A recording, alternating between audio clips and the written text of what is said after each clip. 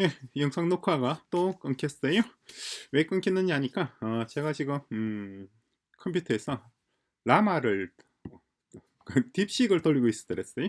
딥식을 돌리고 있으니까 제 컴퓨터가 감당이 안 되는 모양입니다. 계속 끊겨버리네요. 그래서 어쩔 수 없이 딥식을 방금 날렸습니다.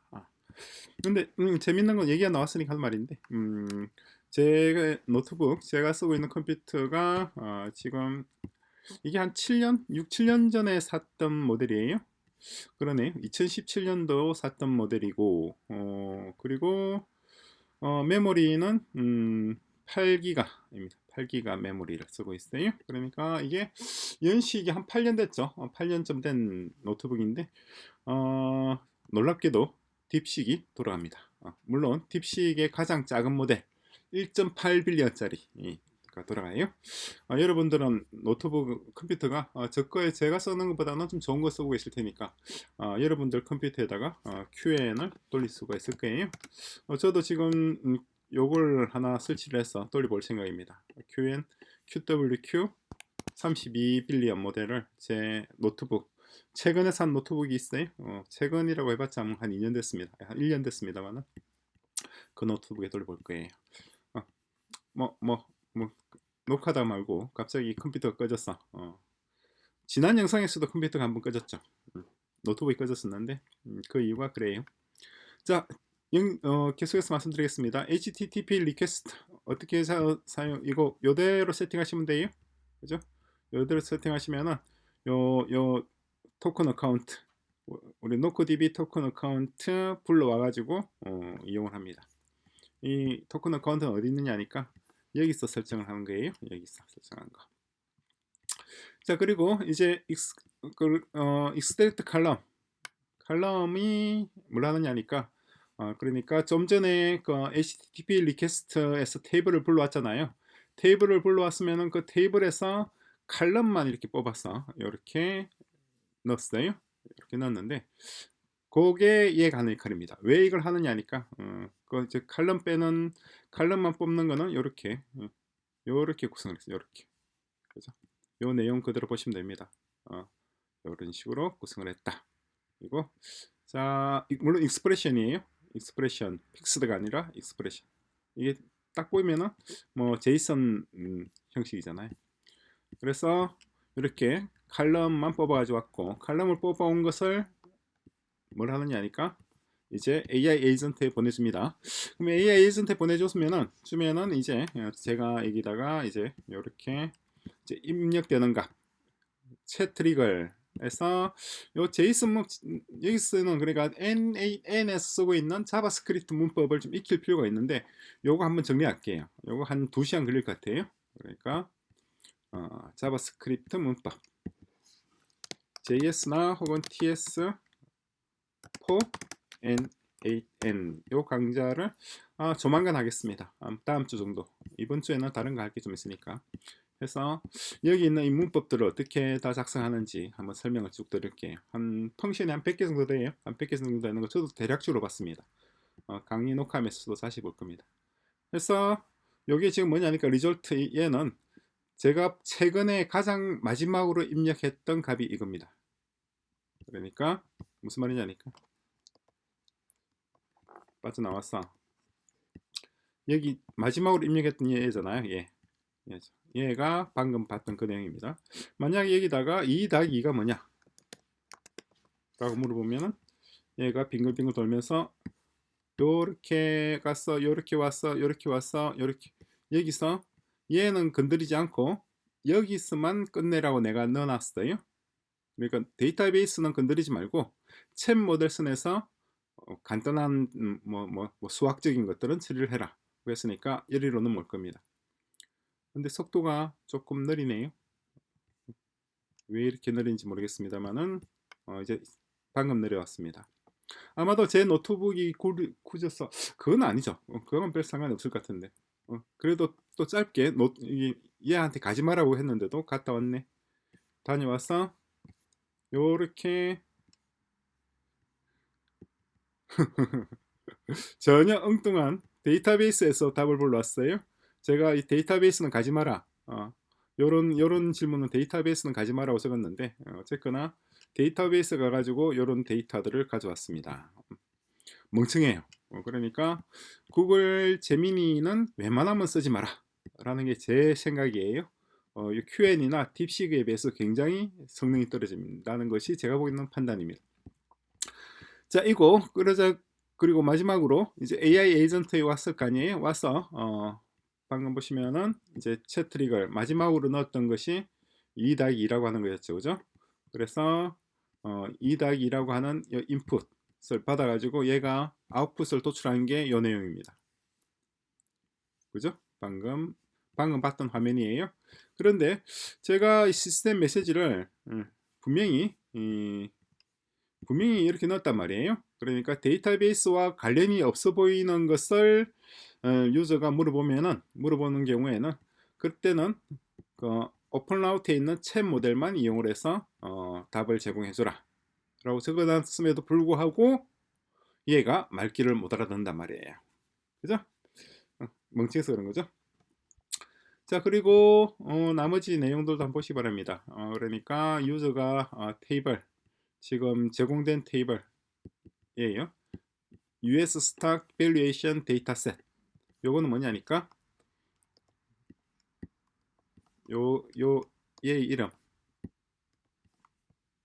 얘 이름이 US 스탁 밸류에이션 데이터셋이라고 제가 넣어놓은 거예요. 그죠? 얘를 가지고 네가 이제 대답을 한다 이 말이에요. 대답을 한다는 말이고, 그리고 나머지 한단 말인데 얘를 좀 위에 올려놔 볼까요?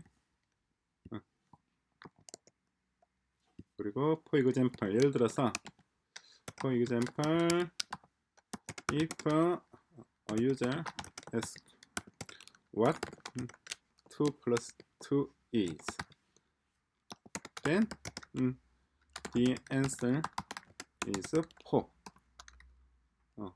4 and you may not이라 그럴까요? better you must not use a database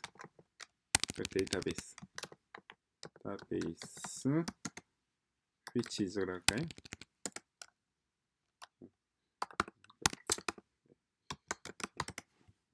요 녀석입니다. 요 녀석 쓰지 말고 네가 답을 줘라 라고 얘기를 한 겁니다. 이렇게 자상하고 성실하고 꼼꼼하게 얘기를 해줬음에도 불구하고 못 알아듣는다 그러면은 그거는 정말 제가 얘가 멍청한 거지 뭐 어떻게 방법이 없어요. 다시 한번 2-2가 뭔지 한번 물어보겠습니다. 2-2 물어봤을 때 빙글빙글 돌아와서 여기 왔고 자, 데이터베이스는 그러네. 이제는 데이터베이스 쓰지 않고 바로 사고 왔습니다. 이렇게 자상하게 얘기하니까 그나마 알아듣네요. 그런데 QN이나 딥식은 이렇게 자상하게 얘기 안 해도 다 알아듣습니다. 직접 써보시기 바랍니다. 직접. 저는 지금 현재 경제적 상황이 별로 좋지 않기 때문에 한 달에 1,000원이라도 나가는 서비스는 웬만하면 지금 안 쓰고 있어요. 물론 농담입니다. 자, 이거 그렇게 해서 AI 에이전트 들어왔고 이제 메모리를 껐었습니다. 왜 껐느냐니까 이 메모리가 윈도우 버퍼 메모리란 말이에요. 윈도우 버퍼 메모리인데 어디 있나요? 제이슨 세션 아이디에서 이걸 저장을 해 나가야 되는데 이게 좀 문제가 있는 것이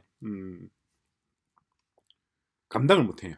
그러니까 윈도우 버퍼 메모리가 오고 가는 대화가 데이터베이스를 다루다 보니까 워낙이 좀 큰 내용들 데이터가 좀 많이 오잖아요. 지금 왼쪽 보시면 인풋이 인풋만 거의 뭐 제가 보기에 1-2메가는 충분히 넘을 만큼 엄청나게 많은 데이터가 날라오니까 저장을 못하고 있어요.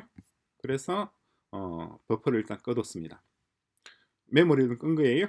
근데 이렇게 할 필요는 없어요. 사실은 없는데 지금 다 이렇게 했는데 그걸 말씀드리고 끝내죠. 지금 그러니까 만약에 우리가 챗 모델을 QN이나 딥식을 쓴다고 한다면은 그러면은 굳이 여기 앞에 있는 이 단계를 안 쓰고도 그냥 바로 트리거를 AI 에이전트에 물려서 A 에이전트가 얘한테 보내가지고, 그러니까 Q&A나 이런 딥식 같이 똑똑한 애한테 보내가지고 걔가 뭘 해야 될지 결정을 해서 HTTP 리퀘스트를 해서 접속을 해서 뭐 등등을 해서 데이터베이스를 다루어서 우리한테 답을 보내줄 수가 있을 것 같아요. 저는 그렇게 하진 않았습니다만은.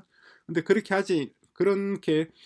LLM 모델이 똑똑하지 않은 걸 쓰게 되면은 사람이 손발이 고생하는 수밖에 없고, 그 손발이 고생하다 보니까 앞에 있는 세 가지 단계를 넣어둔 겁니다.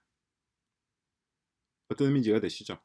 그래서 나중에는 요거 없이 그냥 여기다가 Q&A나 딥식을 물려서 뭐 나중에 아니고 내일 그렇게 하겠습니다. 내일 Q&A나 딥식을 물려서 한번 돌려보도록 하겠습니다. 그때는 아마 앞에 있는 요 단계, 세팅 단계라든가 세팅해서 테이블 지정을 하고, 그리고 이 테이블 지정한 걸 가지고 얘가 가서 데이터를 불러오고, 데이터를 불러온 걸 가지고 다시 여기서는 뭘 했나요?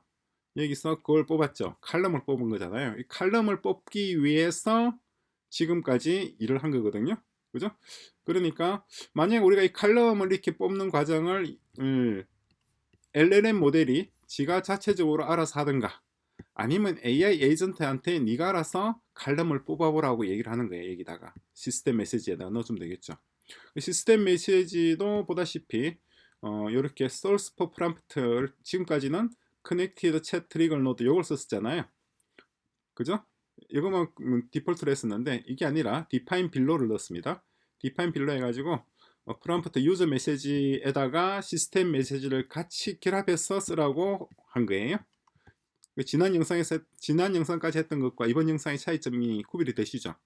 이렇게 하면은 시스템 메시지를 우리가 별도로 추가를 해서 이렇게 구구절절히 쓰게 되면은 이 N8N 모델을 우리가 보다 정교하게 제어할 수가 있습니다. 그렇죠? 그러니까 여기다가 테이블의 칼럼들을 네가 뽑아가지고 그래서 데이터베이스를 이용을 해라 라고 한다 그러면 앞에 있는 단계 필요 없죠. 그죠? 자, 그렇게 또 테스트하는 것도 한번 보여드리겠습니다. 자, 간단하게 데이터베이스를 이용한 건데, 자, 정리하자면 노코DB를 이용을 했다는 것이고, 노코DB를 이용하는 방법은 일반적인 다른 데이터베이스를 이용하는 것과 큰 차이가 없다는 것이고, 그죠? 그리고 이 데이터는 캐글에서 가져왔다는 말이에요. 캐글의 US 스탁 밸류에이션 데이터셋을 가져온 것이고, 그리고 우리가 실제로 하려고 했던 건 뭐냐니까 지금 보시면은 여기 데이터셋에 미국의 주요 기업들의 분기별 수익이라든가, 그리고 커런트 에셋이라든가, 토탈 에셋, 토탈 커런트 라이어빌리티, 우리 한국말로는 경상부채라 그러나요? 뭐 경상이익, 또 그런 토탈 라이어빌리티라든가, 롱텀 뎃, 장기부채, 단기부채, 총부채, 이자 비용, 그리고 세전이익, 세후이익, 그리고 감가상각과 감모상각. 감가상각은 유형자산의 가치 상실을 말하는 것이고, 감모상각, 애멀타이제이션은 무형자산, 지적재산권이라든가 뭐라나요? 영업권이라든가 이런 것들의 상각을 얘기하는 거예요. 그리고 오퍼레이팅 익스펜스는 경상비용이라고 하나요? 영업비용, 영업이익, 그리고 EBITDA가 뭐죠? 하도 예전에 봤어도 다 잊어먹었습니다. EBIT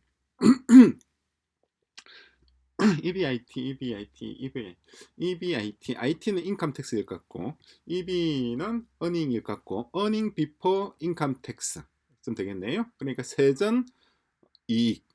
그럼 얘는 earning before income tax 세후 이익이 되겠네요.